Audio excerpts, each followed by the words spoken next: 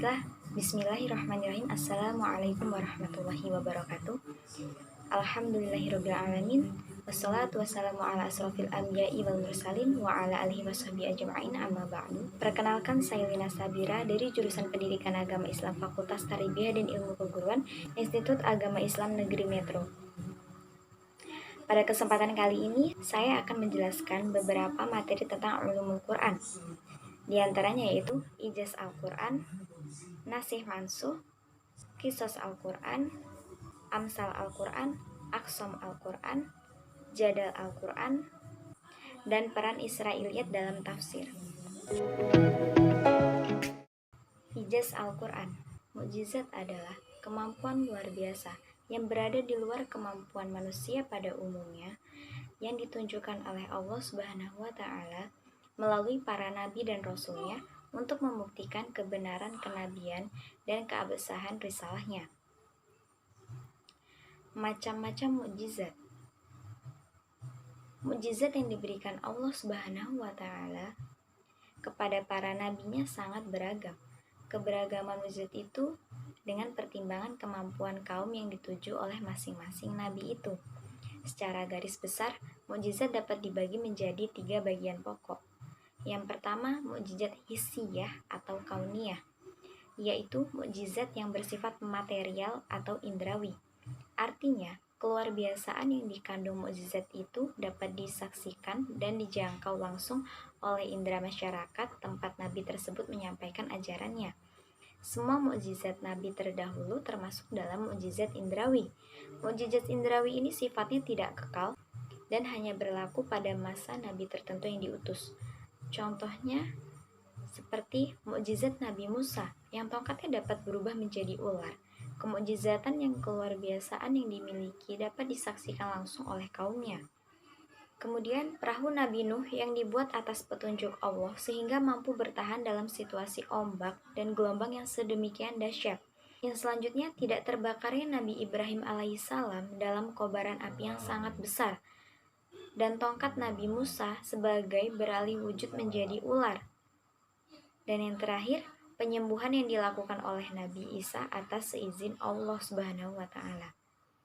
Yang kedua yaitu mukjizat aqliyah atau logis, yang bersifat non-indrawi atau immaterial, yaitu mukjizat yang hanya dapat dipahami oleh akal budi manusia saja. Mukjizat jenis ini sifatnya kekal dan abadi serta tidak mengalami perubahan. Contoh dari mukjizat ini ialah Al-Quran.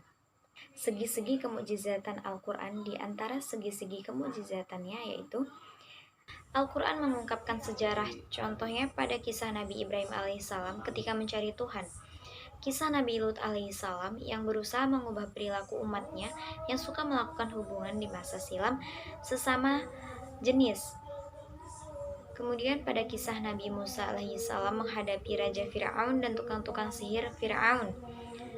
Al-Quran mengungkapkan berita yang akan terjadi kebenarannya, sejalan dengan ilmu pengetahuan modern. Di antara segi kemukjizatan Al-Quran adalah sesuai ilmu pengetahuan modern yang ditemukan oleh ilmuwan-ilmuwan saat ini. Hal ini membuktikan akan kebenaran wahyu ini berasal dari Allah Subhanahu wa Ta'ala, bukan buatan dari Nabi Muhammad SAW. Nasih mansuh. Naskh adalah pembatalan, penghapusan atau penghilangan hukum setelah datang hukum yang kemudian. Naskh mempunyai beberapa syarat. Salah satu syarat naskh yang dinasahkan adalah hukum syara', yaitu hukum yang bersifat amaliyah, bukan dalil akal dan bukan pula mengangkut akidah. Naskh terbagi menjadi berbagai macam bagian. Di antaranya yaitu yang pertama, naskh Al-Quran dengan Al-Quran. Yang kedua, naskh As-Sunnah dengan Al-Quran. Yang ketiga, naskh Al-Sunnah dengan Al-Quran. Dan yang keempat yaitu naskh As-Sunnah dengan Al-Sunnah. Para ulama berbeda pendapat mengenai naskh. Ada yang mengatakan bahwa naskh diperbolehkan dalam Al-Quran, dan ada pula yang mengatakan bahwa naskh ini tidak diperbolehkan dalam Al-Quran. Alasan mengapa tidak diperbolehkan karena menyebabkan ayat mansukh menjadi tidak operatif dan disfungsional. Hal ini bertentangan dengan keabadian atau azali berlakunya pesan Al-Quran. Kemudian untuk menetapkan kesimpulan mengenai naskh ini, para pembaca bisa melihat argumen dengan mencari bukti-bukti atau langsung meneliti mengenai teori nasakh. Dari hasil penggalian mengenai teori nasakh, tujuannya bukan hanya untuk mengetahui teori saja, tapi juga untuk menjawab problematika hukum yang diistimbatkan dalam masyarakat. Tentunya, penetapan istimbat hukum ini harus berdasarkan keilmuan dan harus menguasai bidang-bidang keilmuan, seperti ilmu Al-Quran, ilmu fikih, ilmu usul fiqh, ilmu bahasa, dan lain sebagainya. Semua itu adalah ilmu pendukung dalam menetapkan sebuah hukum. Qisas Al-Quran. Pengertian qisas Al-Quran dari segi bahasa, al-qasas berupa bentuk jamak dari qisas yang berarti mengikuti jejak atau menelusuri bekas, cerita atau kisah. Dari segi istilah, kisah berarti berita-berita mengenai suatu permasalahan dalam masa-masa yang saling berurutan. Qasas Al-Quran adalah pemberian mengenai ihwal umat yang telah lalu, nubuwat atau kenabian terdahulu, dan peristiwa-peristiwa yang telah terjadi. Terdapat dalam Quran surah Al-Qasas ayat 11 yang berbunyi wa qalat li ukhtihi qussih, yang artinya, dan berkatalah ibu Musa kepada saudari Musa, ikutilah dia. Jadi, dapat disimpulkan bahwa qasas Al-Quran ialah kisah-kisah dalam Al-Quran yang menceritakan hal ihwal umat-umat dahulu dan nabi-nabi mereka serta peristiwa-peristiwa yang terjadi pada masa lampau, masa kini, dan masa yang akan datang.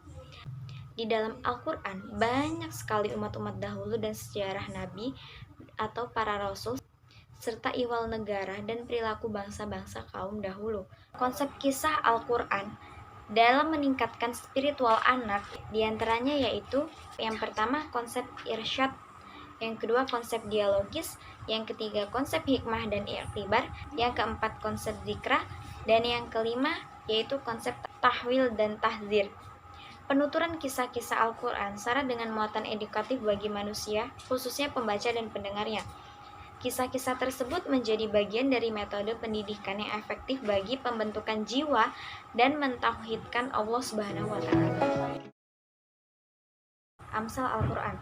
Amsal Al-Quran adalah suatu perumpamaan dalam arti ungkapan-ungkapan dengan gaya bahasa yang indah yang diberikan oleh Allah Subhanahu wa Ta'ala melalui Al-Quran berupa ungkapan yang singkat, jelas, dan padat untuk dijadikan sebagai ibarat tauladan yang baik agar supaya dapat meningkatkan keimanan kepada Allah Subhanahu wa Ta'ala. Amsal Al-Quran akan ditemukan suatu kesan yang amat mendalam bagi pemanfaatan akal manusia untuk lebih aktif dalam memahami ayat-ayat Al-Quran, yang pada gilirannya akan melahirkan keseimbangan antar pikir dan zikir yang didasari pada kekaguman terhadap kekuasaannya. Terdapat 3 amsal. Yang pertama, amsal musarrahah, yaitu amsal yang di dalamnya dijelaskan sebagai lafaz masal atau sesuatu yang menunjukkan tasbih. Yang kedua, amsal kaminah, yaitu amsal yang di dalamnya tidak disebutkan dengan lafaz tamsil atau pemisalan. Yang ketiga, amsal mursalah, yaitu kalimat-kalimat bebas yang tidak menggunakan lafaz tasbih secara jelas. Manfaat amsal dalam Al-Quran yaitu untuk mengungkapkan pengertian yang abstrak dengan bentuk yang konkret yang dapat dipahami oleh indera manusia. Kemudian untuk menguji orang yang diberi masal. Aqsam Al-Quran. Aqsamul Quran merupakan salah satu kajian dalam ulumul Quran yang membahas tentang pengertian, unsur-unsur, bentuk-bentuk, tujuan, serta manfaat atau faedah sumpah-sumpah Allah, di mana sumpah-sumpah dalam Al-Quran itu menyebut nama Allah atau ciptaannya sebagai maqsam bih. Terdapat 4 unsur yang terlibat dalam pelaksanaan suatu sumpah. Keempat unsur itulah yang disebut dengan rukun sumpah, yaitu si pelaku sumpah. Ini disebut muqsim. Kedua benda atau sesuatu yang digunakan dalam bersumpah ini disebut muqsam bih. Jika yang bersumpah itu adalah manusia, maka muqsam bihnya harus senantiasa nama Allah, tidak sebaliknya. Artinya, jika Allah si pelaku sumpah, maka tidak terlihat dengan aturan itu. Sebagaimana yang telah disebutkan, rukun yang ketiga ialah kata kerja yang mengandung arti sumpah seperti aqsam dengan menggunakan kata bantu, harf al-jar, al-ba'.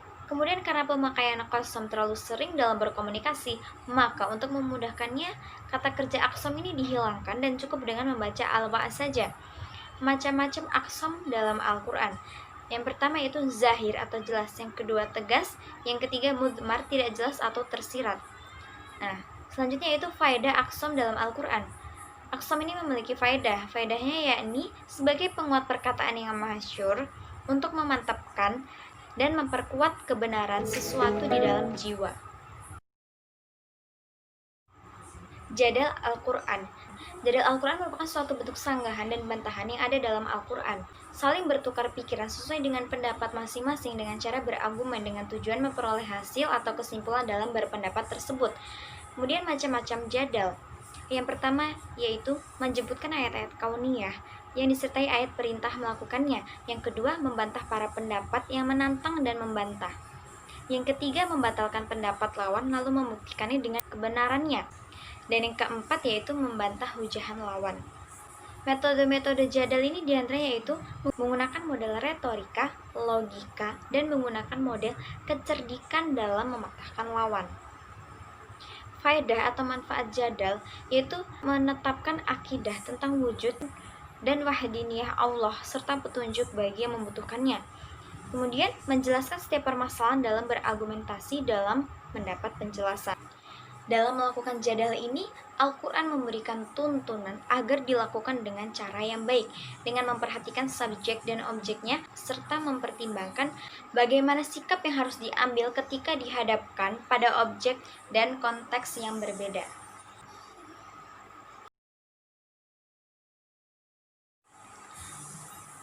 Dan yang terakhir yaitu peran Israiliyat dalam tafsir. Ditinjau dari segi bahasa, kata Israiliyat adalah bentuk jamak dari kata Israiliyah. Bentuk kata yang dinisbatkan pada kata Israel yang berasal dari bahasa Ibrani. Isra berarti hamba dan il berarti Tuhan. Jadi Israel adalah hamba Tuhan. Israiliyat merupakan kisah dan dongeng yang disusupkan pada tafsir dan hadis yang asal riwayatannya disandarkan atau bersumber pada Yahudi, Nasrani, dan lainnya. Atau cerita-cerita yang sengaja diselundupkan oleh musuh-musuh Islam ke dalam tafsir dan hadis, yang sama sekali tidak dijumpai dalam sumber-sumber yang sahih. Peran Israiliyat dalam tafsir baik memberikan pengaruh buruk mengenai pendapat ulama tentang Israiliyat dalam tafsir. Para ulama tidak menetapkan hukum secara mutlak terhadap Israiliyat dalam tafsir. Boleh saja mengambil riwayat Israiliyat asal tidak berhubungan dengan akidah. Hal ini disebabkan adanya dalil yang memperbolehkan untuk mengambil dari ahli kitab, dan ada juga hadis Rasulullah SAW yang melarang hal tersebut. Selanjutnya, tokoh-tokoh yang terkenal meriwayatkan hadis Israiliyah ini Ka'ab al-Ahbar dan Wahab bin Munabbih. Nah, dapat dilihat dari sudut sahih dan tidaknya, Israel ini terbagi pada cerita sahih dan do'if. Yang pertama, cerita sahih. Nah, pada cerita sahih ini, contohnya adalah penafsiran Ibnu Katsir yang diriwayatkan oleh Ibu Jarir, yakni menceritakan tentang sifat Rasulullah SAW. Yang kedua, cerita do'if. Contohnya adalah At-Sor, diriwayatkan oleh Razi dan dinukil oleh Ibnu Katsir dalam Quran surat Al-Qaf. Nah, itulah tadi penjelasan dari beberapa materi-materi yang ada dalam ulumul Al-Quran. Mungkin itu saja yang dapat saya sampaikan. Akhirul kalam, wallahul muwaffiq ila aqwamit thoriq. Wassalamualaikum warahmatullahi wabarakatuh.